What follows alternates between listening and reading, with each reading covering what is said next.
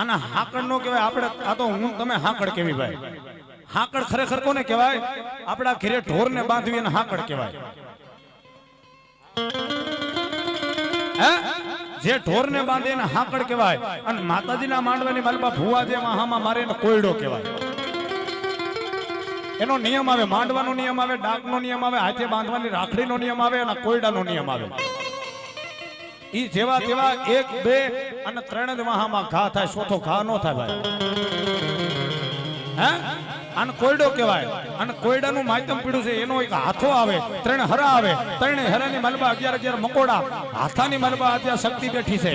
3 હરા બ્રહ્મા વિષ્ણુ મહેશ અને 3 હરાની મલબા 11 મકોડા 11 33 કોટી દેવનો આમાં વાસ થાય છે ભાઈ.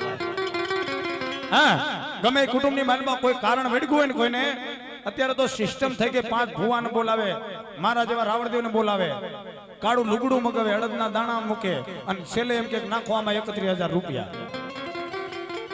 એમાં 31,000 રૂપિયા નાખો એટલે કારણ વ્યુ જાય. કારણ એમ નથી જાતું ભાઈ. અરે કદાચ ભુવાની ભક્તિ હાસી હોય, એની કમાઈ પડી હોય અને કદાચ તમારું ગમે એવું કારણ વળગ્યું હોય અને કોયડાનો 1 2 3 ઘા થાય, જો કારણ ન ભાગે માતાજીનો કોયડો લાગે ભાઈ.